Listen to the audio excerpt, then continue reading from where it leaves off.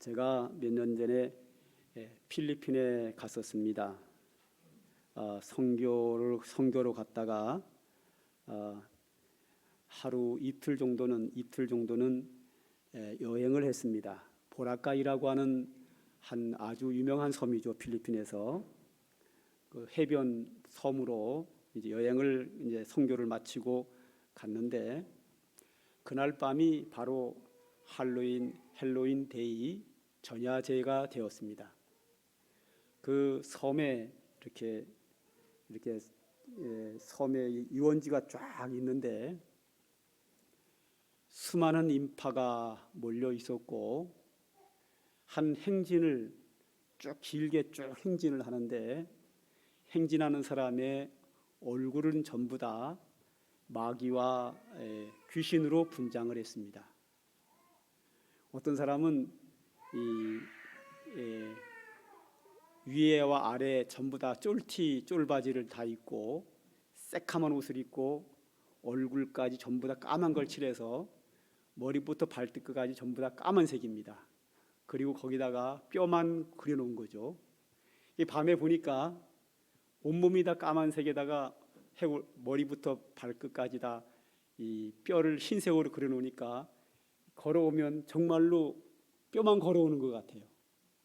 그렇게 분장한 사람도 있고, 탈을 쓴 사람도 있고, 온갖 귀신과 마귀의 모양을 몸에 분장을 하고, 수많은 사람이 큰 인파로 이렇게 가는 것을 보고, 그것을 보는 많은 사람들이 환호하며 축제를 하고 있는 것을 현장에서 봤습니다. 그게 바로 헬로윈 데이인데, 헬로윈 데이라고 하는 것은 우리나라 말에서 번역을 뭐라고 했냐면 귀신의 날이라고 번역을 했습니다. 원래 실제로는 우리에게서 귀신이 떠나가라고 하는 차원에서 켈트족들이 그것을 만들었는데, 이것이 변형이 돼가지고 이제는 귀신과 마귀의 분장을 하고 행진하면서 술을 마시고 축제하는 것으로 이렇게 전 세계 많은 나라들이 유럽에서 들어온 거죠. 이것을 행하고 있습니다. 그때만 해도 이 할로윈 데이에 대하여 우리나라 사람들은 그렇게 많이 여기에 참여하지 않았는데, 해가 지날수록 점점 많아지다가 최근에 와서는 그 숫자가 급속히 늘어났습니다. 여러분들이 오늘 아침에 뉴스를 보시면 알겠지만, 어제 10시 반에 사람에게 밟혔다, 그러므로 구조해 달라고 하는 신고가 들어오게 되었고요. 그 사고로 인해서 조금 전에 봤을 때까지 149명이 사망을 했고, 또 75명이 부상을 당했는데, 대부분이 10대, 20대 젊은 청소년들이 그 변을 당했습니다. 뉴스의 보도를 보니까 그 당시에 이태원이 별로 넓지 않습니다. 제가 옛날에 이태원에 장사도 하고 해서 잘 알고 많이 가서 아는데, 그 좁은 한 시내에 10만 명의 인파가 몰렸고, 사고 난 지점에 그 골목길 같은 넓지 않은 길에 2만 명의 인파가 몰렸다라고 말합니다. 2만 명의 인파가 몰렸는데, 그 거리의 동영상을 제가 아까 봤더니 사람이 꽉 끼어가지고 걸어가요. 그러니까 걸어가는 게 아니라 밀려서 가더라고요. 이렇게요. 밀려서 가니까 한 사람이 넘어지면 수습이 안 되는 거죠. 밀려서 넘어져서 사람들이 밑에 깔려가지고 죽은 자가 149명이라고 그렇게 나왔습니다. 그걸 보면서 저는 두 가지 생각을 했습니다. 하나는 참 요즘 젊은 청소년들이 생각이 너무 없다. 철이 없어도 너무 없다. 왜 저렇게까지 잘못됐을까? 뻑하면 어른들이 우리의 마음을 몰라준다 하면서 기성세대들을 비판하면서, 기성세대들을 어른들을 그렇게 비판했으면 그 비판한 것답게 자신들이 좀 바로 살아야지. 이태원에만 10만 명의 젊은이들이 몰렸다고 하면 다른 지역에도 엄청나게 몰렸거든요. 엄청난 그 젊은이들이 그런 귀신 마귀 분장을 하고 술을 마시면서 그 어린 아이들이 그렇게 해야 됐을까? 도대체 무슨 생각을 하고 그렇게 살까? 본인들이 기성세대에 대해서 비판을 했으면 거기에 맞게 본인들은 좀 철 있는 행동을 했어야 되지 않을까라는 생각을 하고, 또 하나는 이런 생각을 해봤습니다. 저 사건은 교회가 직접적인 책임은 없지요. 교회가 그걸 하라고 시킨 것도 아니고 주도한 것도 아니고 또 그렇게 하는 것을 교회가 모범을 보인 것도 아니기 때문에 교회의 직접적인 책임은 없지만 교회가 간접적인 책임은 우리가 가지고 있어야 된다. 왜냐하면 교회가 교회로서의 그들에게 모범적인 모습을 보였고 그들에게 하나님의 사랑과 은혜와 예수 그리스도의 구속의 복음을 그들에게 전했더라면 그 아이들이 그렇게 길거리에 나가며 술을 마시며 그런 생활을 했을까 하는 생각을 합니다. 간접적 교회의 책임이 있다라고 저는 봅니다. 그리고 또 하나의 생각은 저 문제를 당한 그 부모들과 가족들은 얼마나 마음이 아플까? 본인들도 물론 당연하지만 얼마나 놀랬을까? 정부도 얼마나 당황했을까? 이런 인재에 대한 그런 안타까움도 금할 수가 없습니다. 아무튼 이러한 문제들은 앞으로도 계속 생길 수 있는 가능성이 있기 때문에 정부는 앞으로 이런 문제가 생기지 않도록 모든 축제에 대하여 철저하게 대비하겠다고 했지만 그것보다 더 중요한 것은 우리나라 기독교인이 1,000만 가까이를 자랑하고 있는데 800만 명의 기독교인들이 교회다운 성도다운 삶을 살고 그들을 바로 지도한다면, 그들에게 이 교회가 빛이 되어준다면 그들은 어두움 속에서 그렇게 방황하지 않을 텐데, 교회가 빛과 소금이 되어서 사회적인 책임을 잘 감당해야 되겠다, 그런 생각을 하게 됩니다.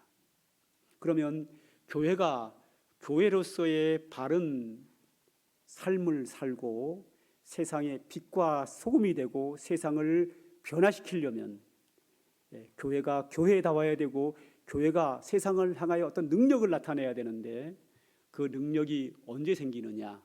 그것은 성령의 충만한 은혜가 여기에는 필요합니다. 예수님께서 이 땅 위에 33년간 계시고 십자가에 못 박혀 죽으신 후에 3일 만에 부활하셨습니다. 그리고 40일 동안 계시고 하늘나라로 승천하시기 전에 예수님은 제자들에게 이렇게 가르치고 약속하셨습니다. 내가 떠나가는 것이 너희에게 유익이라. 내가 떠나가지 아니하면 보혜사가 너희에게로 오지 아니할 것이요 내가 가면 그를 너희에게로 보내리라 그랬습니다. 이 말씀은 예수님이 승천하시고 하나님 우편에 앉으셔서 우리에게 성령을 보내주시겠다.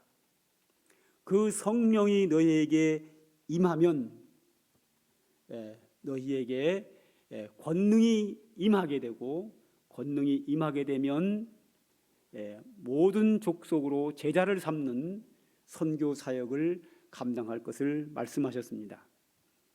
자, 예수님께서 이 보내주시는 오순절 성령 강림, 이 오순절 성령 강림이 임하고 나서 놀라운 역사가 나타나자 사람들이 이것이 무슨 사건인가 하고 의아하게 볼 때에 베드로가 사람들에게 이렇게 설교합니다. 너희가 오늘 보는 이 광경은 이 사람들이 술에 취한 것이 아니라 성령의 충만함을 입은 것이다. 이 성령은 예수님께서 하나님께 받아서 너희에게 보내준 성령이다 라고 베드로가 설명을 합니다. 그러므로 이 성령은 거룩할 성자 영영자거든요. 그래서 이 성령이라고 하는 것은 거룩하다, 구별됐다 그런 의미입니다. 그러니까 귀신과 구별된 거룩한 영, 마귀와 구별된 거룩한 영, 사탄과 구별된 거룩한 영이라는 것이 성령이란 말입니다. 활로인 대의를 맞이하여 그들이 그렇게 하면서 신을 추출해내고 뭔가를 이렇게 귀신의 날을 가지고 이렇게 축제를 하는 그런 영과 구별된 거룩하고 의로운 영이라는 하나님의 영이요 예수의 영이라는 거죠. 이 거룩한 성령, 일반 잡신들과 구별된 이 거룩한 영, 거룩한 성령이 우리에게 임하면 어떤 현상이 나타나는가 하는 겁니다. 오늘은 이 현상을 크게 세 가지로 한번 보려고 합니다. 첫 번째로는 성령의 은사가 나타납니다. 자, 오늘 사도행전 2장 4절에 저다가 한번 다 같이 읽을까요? 시작. 그들이 다 성령의 충만함을 받고 성령이 말하게 하심을 따라 다른 방언으로 말하기를 시작하니라. 자, 예수님께서 부활하면서 승천하시기 전에 너희는 예루살렘을 떠나지 말고 내가 너희에게 약속한 그 성령을 받기 위하여 기다리라 그랬단 말이에요. 이들은 예루살렘에서 기다립니다. 그냥 기다리나요? 기도하면서 기다렸죠. 마가 요한의 다락방에서 120명의 사람들이 예수님이 보내주시는 그 은혜를 받기 위하여 기다리며 간절히 기도하는 중에 오순절 날이 이르자 하늘로부터 성령이 임하여 각 사람 머리 위에 성령이 임했다라는 것이 사도행전 2장에 나옵니다. 이 성령이 각 사람 머리에 임하면서 가장 먼저 나타난 사건이 성령의 은사가 나타났습니다. 성령의 은사는 성령의 능력을 말하는데 성령의 능력이 여러 가지가 있는데 기도할 때에 가장 먼저 확인되는 성령의 은사가 뭐냐면 방언입니다.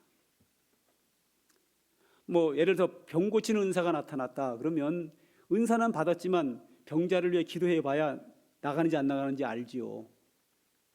말씀의 은사를 받은 자는 말씀을 전해봐야 은사가 있는지 없는지 알지요. 그런데 방언의 은사는 기도하는 중에 바로 그냥 방언이 나와버리니까 바로 확인이 되는 거죠. 오순절 성령 강림이 임했을 때 각 사람 머리 위에 성령이 임하더니 바로 확인되도록 나타나는 성령의 은사가 뭐냐면 방언의 은사였습니다.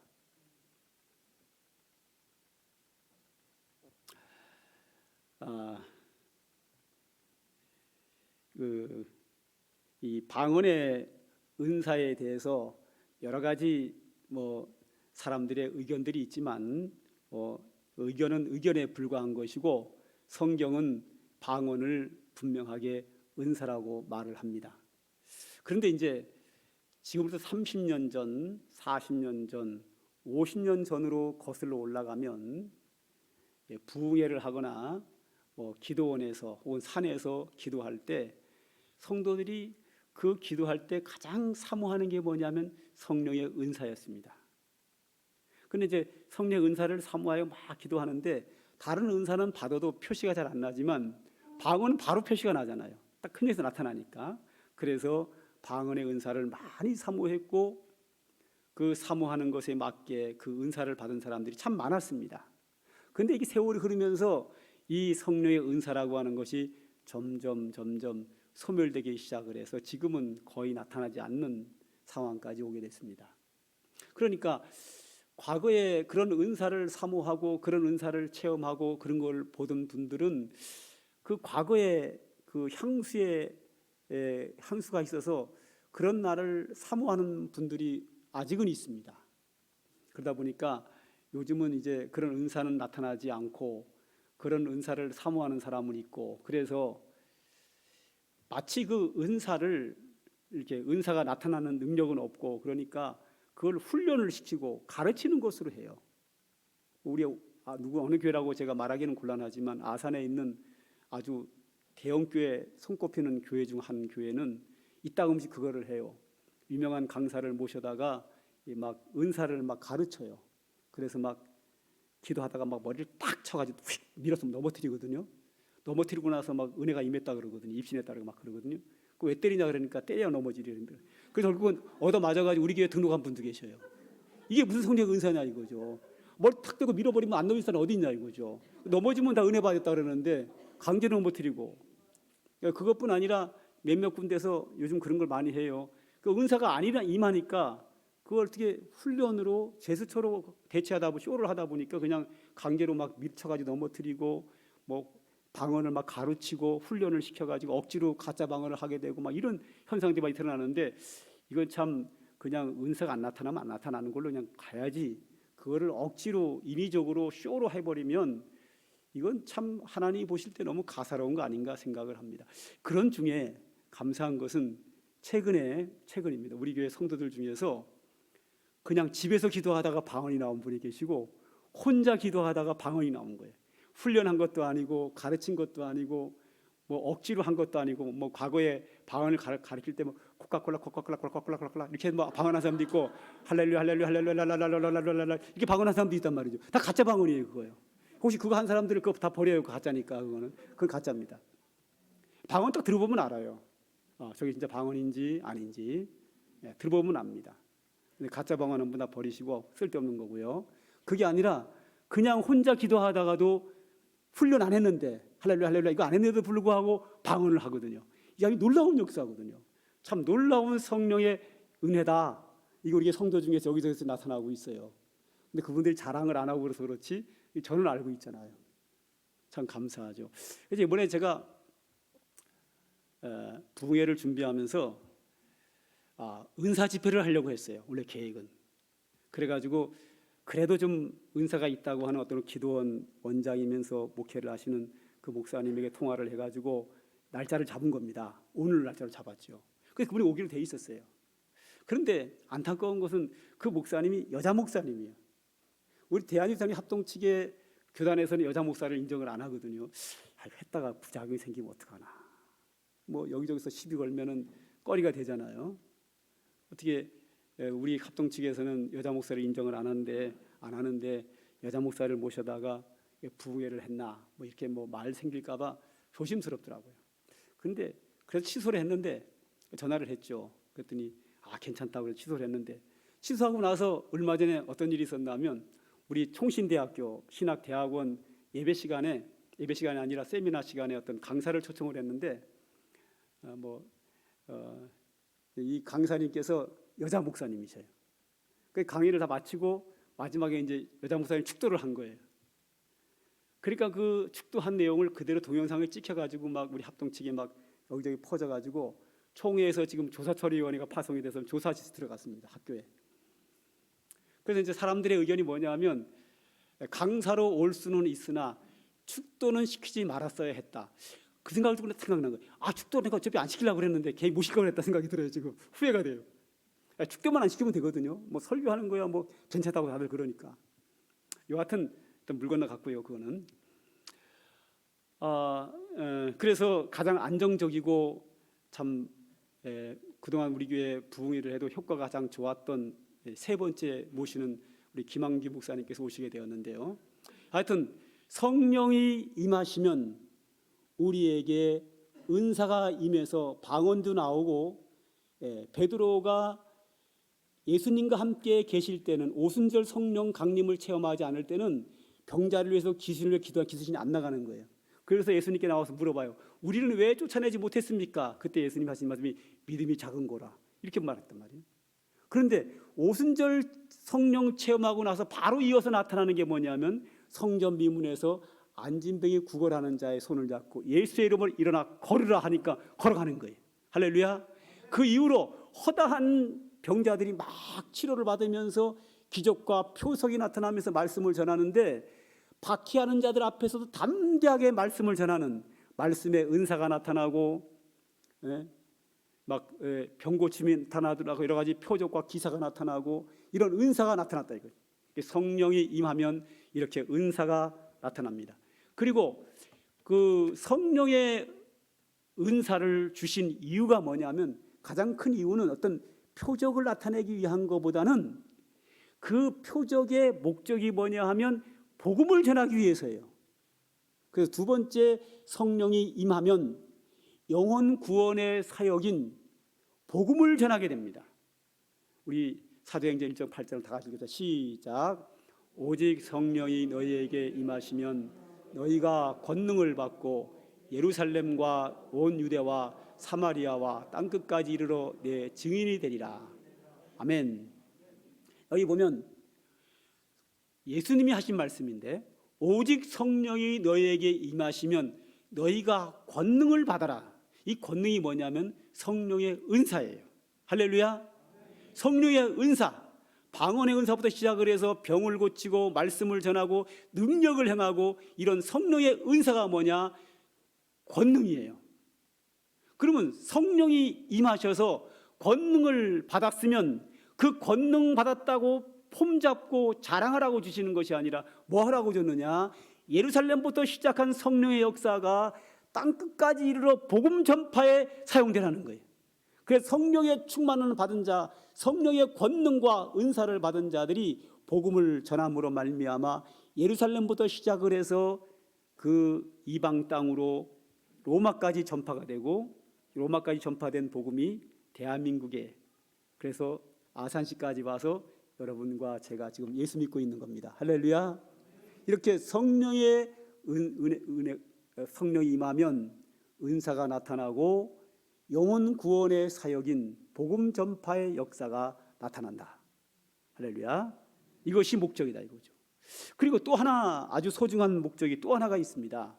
성령이 임하면 나타나는 현상이 뭐냐면 성령의 열매가 나타나야 된다 하는 겁니다. 자, 성령의 열매, 제가 이렇게 비유하면 어떨까요? 꽃이 피면 굉장히 예쁘지요. 꽃 정말 예쁩니다. 그런데 이 꽃이 오래가지 못합니다. 뭐 백일홍이라 그래가지고 우리 집에 몇 그루 갖다 심었는데, 그 이유는 제 아내가 백일홍은 100일 간다 그래가지고 꽃을 좀 오래 보려고 그 몇 그루 사다가 좀 심어놨어요. 어떤 꽃은 뭐 아침에 졌다가 저녁이면 폈다가 저녁에 지는 꽃도 있어요. 이 꽃은 그 피는 기간이 짧아요. 너무 예쁜데 지고 나면 아무것도 없어요. 그런데 꽃이 예쁘게 폈다가 지고 나면 거기에 씨앗 혹은 열매가 있어요. 할렐루야. 과일나무를 심는 이유는 꽃을 보려고 심는 것이 아니라 꽃이 지고 나면 생기는 열매 때문에 과일나무를 심습니다. 성령이 임하면 권능이 내려옵니다. 권능이 나타나고, 권능이 나타나면 복음을 전하고, 그리고 우리 속에 성령의 은혜가 임하면 성령의 열매를 우리가 맺어야 합니다. 이 성령의 열매는 인격의 변화입니다. 예수님 닮은 인격체로 변화되는 것이 성령의 열매입니다. 자, 오늘 16절을 보죠. 내가 이르노니 너희는 성령을 따라 행하라. 그리하면 육체의 욕심을 이루지 아니하리라 그랬습니다. 성령을 따라 행하라. 그리하면 육체의 욕심을 이루지 않는다. 그리고 오늘 이 19절에 보면 육체의 일은 분명하니 곧 음행과 더러운 것과 호색과 우상 숭배와 주술과 원수 맺는 것과 분쟁과 시기와 분냉과 당짓는 것과 분열함과 이단과 투기와 술 취함과 방탕한 것들이다. 그러니까 육체를 따르면 육체의 욕심이 우리에게 있다는 겁니다. 육체의 욕심에 의해서 우리 속에 온갖 더러운 죄를 짓는 것이 우리에게 있다. 그런데 이런 우리에게 하나님의 성령이 임하면, 이 서로가 반대되는 것이기 때문에 육체의 욕심이 사라지고 성령이 내 속에 내주함으로 열매를 맺게 된다 하는 것이 오늘 본문에 쭉 나오는 내용입니다. 그래서 성령이 내게 임하면 내 속에 육체의 욕심이 사라진다 이거죠. 그리고 성령에 의해서 인격의 변화인 아름다운 열매가 맺는다. 제가 저기 송악에다가 교회에서 해주신 사택을 짓고 땅이 커가지고 이렇게 앞에 텃밭을 하나 만들었습니다. 그런데 여기 계신 어떤 집사님이 저한테 와서 그래요. 목사님, 이 텃밭에는요 풀을 이렇게 뽑고 이쪽 풀 뽑으려고 돌아왔으면 풀이 또 올라온대요. 과장법이죠. 설마 여기 뽑고 돌아왔다고 바로 풀이 올라올까? 그만큼 풀이 빨리 자란다는 거죠. 뽑고 돌았으면 풀이 또 올라온대요. 그런데 봄이 지나면서 여름 그 사이에 풀 정말 왕성하게 자라대요. 며칠이면 쑥쑥 올라와요. 그런데 그 이제 텃밭 농사를 짓다 보니까 깨달은 진리가 뭐냐면 비가 안 와서 딱딱한 땅에 풀을 뽑으려면 안 뽑혀요. 뽑아도 막 끊어지고 호미로 해도 호미가 잘 들어가질 않아요. 딱딱하니까 땅이 굳어가지고. 그런데 단비가 주룩주룩 내려서 땅이 축축하게 젖은 다음에는 쓱쓱 뽑으면 잘 뽑혀요. 이 잡초는 바싹 메마른 땅에서는 안 뽑힙니다. 단비가 내려서 축축하게 땅에 젖어야 쏙쏙 빠집니다. 마찬가지로 우리의 강팍한 심령 속에 육체의 욕심은 빠지지 않습니다. 이런 강팍한 우리 심령 속에 성령의 은혜의 단비가 촉촉히 내리면 잡초와 같은 인간의 욕심은 다 뽑아져 나가고, 할렐루야, 주의 성령으로 충만케 된 사람은 그 성령의 역사에 의해서 성령의 열매를 맺게 되는데 예수님 닮은 인격자로 변화가 됩니다. 자, 오늘 본문 22절 23절 다 같이 읽습니다. 시작. 오직 성령의 열매는 사랑과 희락과 화평과 오래 참음과 자비와 양성과 충성과 온유와 절제니 이 같은 것을 금지할 법이 없느니라. 아멘. 성령의 열매가 있어야 된다는 거죠. 고린도전서 13장 13절에는 이런 말이 나오죠.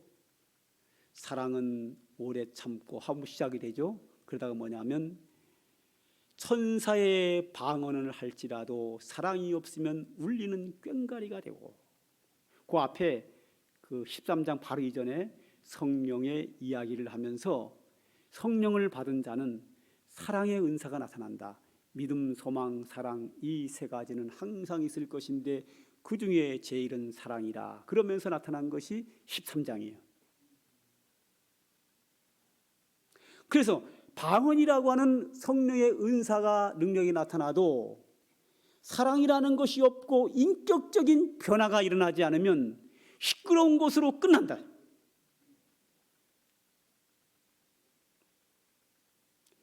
열매가 있어야 된다. 성령의 은사는 꽃과 같아요. 아름다워요. 그래서 많은 사람들이 흠모하고 그 능력을 받기를 간절히 원해요. 그런데 꽃의 목적이 있는 것이 아니라 열매의 목적이 있습니다. 성령의 은혜가 임하면 권능을 받고 은사가 임한 것으로 끝나면 안 되고, 그 성령의 은혜에 힘입어서 내 속에 있는 육체의 욕심을 다 내어버리고 뽑아버리고 내 속에 성령의 열매를 맺는 예수님 닮은 새로운 인격자로 변화가 일어나요. 이것이 참 성장한 그리스도인의 모습입니다. 여기까지 우리가 나가줘야 되는 거죠. 우리 찬양 하나 할까요? 성령이 오셨네. 제목은 성령이 오셨네라는 찬양입니다.